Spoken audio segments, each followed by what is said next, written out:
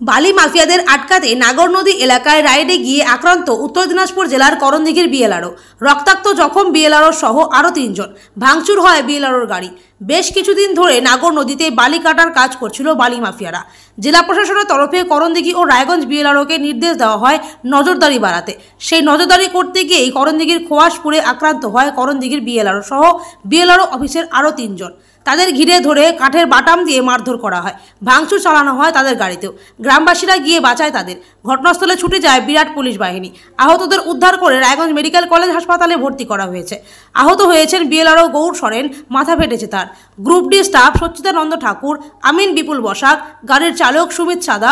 ঘটনা তদন্ত শুরু করলো করণদিঘি থানার পুলিশ।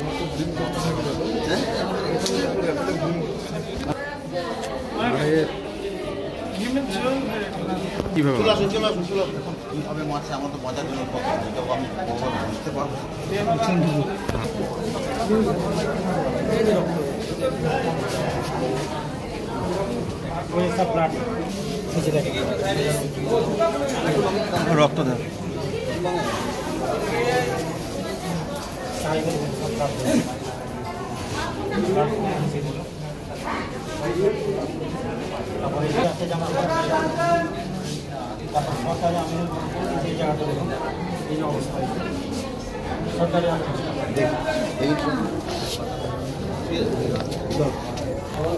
বন্ধ কর।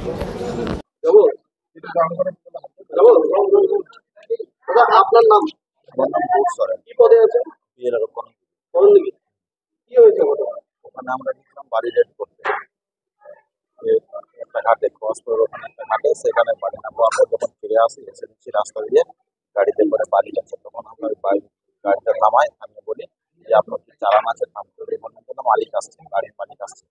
ঠিক আছে, দাঁড়িয়ে আছে। গাড়ির মালিকের বলা বলে না, গাড়িটা সাইড করি এবং জ্যাম হয়ে যাচ্ছে। সাইড করতে গিয়ে ওখানেই আমরাও গেলাম। তারপরে ওই মালিক আসছে বলে, মালিক এমন সময় দুটা বাইক আসবে, একটা বাইকে 2 জন আর একটা বাইকে 3 জন। আসার সঙ্গে সঙ্গে বলে গাড়ি ঢুকছে। গাড়ির পাশে ছিল কাঠ চেরাই করা, যে কাঠগুলো সেই চেরাই দিয়ে একবার সঙ্গে সঙ্গে নিয়ে আমাদেরকে 5-6 জন মারতে লাগবে। কিচ্ছু কথাবার্তা হবে, শুধু মার আর মার। দেখা যায় সেখানে কেউ ছিল না, স্থানীয় লোক ছিল, কিছু লোক পালিয়ে গেল। পরে ওখানটা স্থানীয় লোক যখন জানতে পারলো, তারপরে ওরা আসে, এসে আমাদের। আপনারা কজন? আমরা 3 জন ছিলাম, একজন ড্রাইভার। তারা কোন পদে? একজন আমিন আর একজন গ্রুপ ডি। আপনারা কি ওখানে রেড করতে গিয়েছিলেন না কি কারণে? বললাম তো, ওখানে আমরা রেড করতে গেছিলাম, বলতে আমরা ঘাটে গেছিলাম রেড করতে, কিন্তু ওখানে গাড়ি পাইনি। আমরা যখন ফিরে এসে দেখছি যে রাস্তার মধ্যে একটা গাড়ি আসছে, ইসলামপুরের দিক থেকে আসছে, ওদিক থেকে আসছে। তখন ওখানে বলছি যে গাড়িটাতে কি আছে, মানে আপনার চালান কি আছে? উনি বলেন যে না, চালান আমাদের কাছে না, মালিক আসছে। ঠিক আছে, মালিককে ডাকুন। এই মালিককে যখন ডাকার কথা বলে গাড়িটাকে সাইড করতে গিয়ে নিয়ে যায়, আমাদেরকে সঙ্গে যায়। ইতিমধ্যে 2টো বাইক করে, একজন 2 জন আর একবার 3 জন।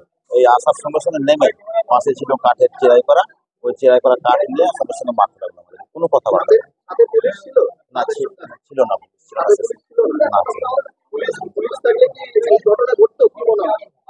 হয়তো পুলিশ থাকলে এখানে ঘটতো না। আগে করেনি, পরে আমরা তো করি না, কোন সময় করে কোন সময় করে না। তাই ঘাটে গেছিলাম, ঘাট থেকে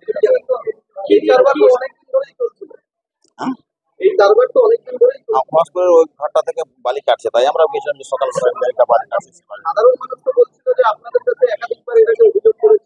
অভিযোগ করছে, আমরা যাচ্ছি আসছি, এভাবে কন্টিনিউয়াস করছি। ওরা অভিযোগ করছে, আমারও যাওয়া আছে, আমরা কম চেষ্টা করিনি। আমরা তা বলতে পারবো না, এখন তো বাড়ির কিছু বুঝতে পারলেন? হ্যাঁ, না, এইসব বোধ চিনতে পারেন, আচমকা ওদেরকে চিনিও না। কি দিয়ে মারধর করেছেন? কাঠ দিয়ে, কাঠের টুকরো যে চেরাই করা ছিল, নতুন কাঠের থেকে চেরাই করা পাশে রাখা ছিল, ওখান থেকে তুলে নিয়ে এসে মানুষ গ্রামবাসীরা না থাকলে মেরে ফেলবে। সঙ্গে সঙ্গে গ্রামবাসীরা যখন আসে, 5-7 মিনিট দেরি হলো, ওরা যখন চলে আসলেন, তারপর ওনারা আমাদেরকে উদ্ধার করেন। হ্যাঁ, আমাদের শিশু শিক্ষা কেন্দ্রের পাশে ছিল।